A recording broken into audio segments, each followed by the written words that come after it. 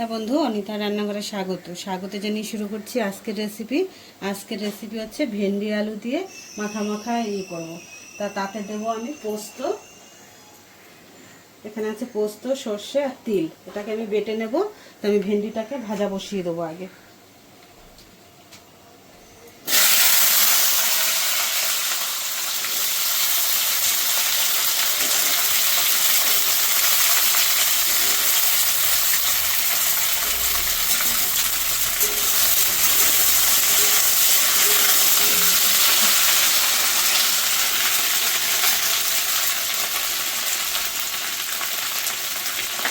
এটার মধ্যে দিয়ে দেবো একটু সামান্য নুন,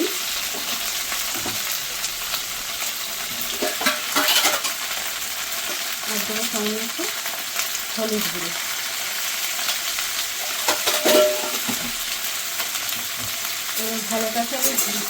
ভালো করে ভেন্ডিটাকে ভেজে নেব। একটু লাল লাল করে ভাজবো। ভালো ভাজা না হলে আবার একটু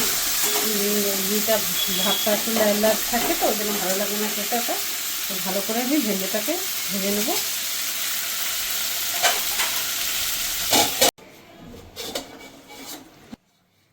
তো আমার ভেন্ডিটা ভালো করে ভাজা হয়ে গেছে, নামিয়ে দেবো।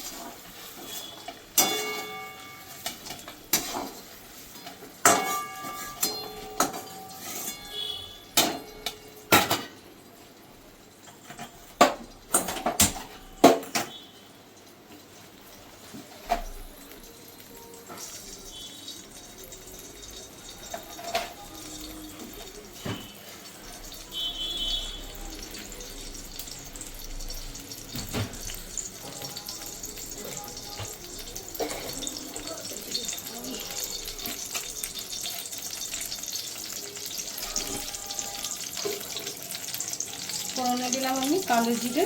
এবার দিয়ে দেবো আলুটা। এবার আলুটা একটু হালকা ভেজে নেব, তারপরে আমি মশলাটা দেবো। হ্যাঁ বন্ধু, আলুটা আমার ভালো করে ভাজা হয়ে গেছে। এবার আমি দিয়ে দেবো মশলা। টমেটোটা দিয়ে দিলাম। আর এখানে তো দেখালাম আমি কী কী মশলা দিয়েছি। আর আছে একটু কাঁচা লঙ্কা বাটা, একটু আদা বাটা দিয়ে দেবো। এটাকে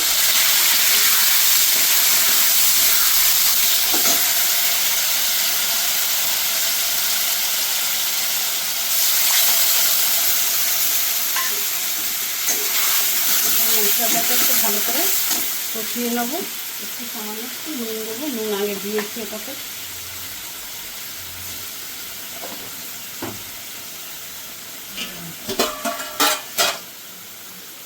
আর দেবো একটু সামান্য হলুদ গুঁড়ো।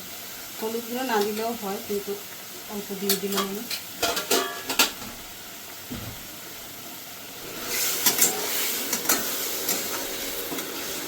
এবার মশলাটাকে আমি একটু ভালো করে কষিয়ে নেবো। যেহেতু কাঁচা লঙ্কা দেওয়া রয়েছে, পেস্ট ভালো করে না করতে ঝাল লাগবে আলগা আলগা একটা।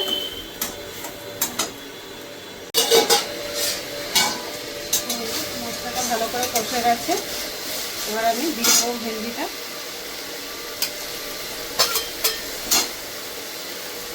দিয়ে সামান্য একটু জল দেবো।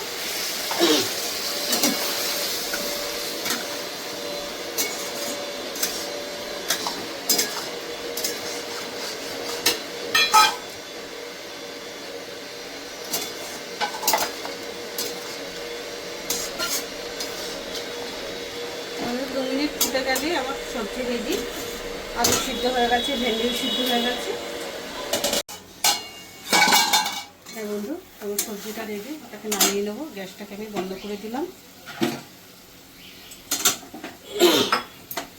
এইভাবে সর্ষে পোস্ত আর তিল দিয়ে বানিয়েছি। তিল করে খেয়ে দেখবেন, খুব ভালো লাগে খেতে।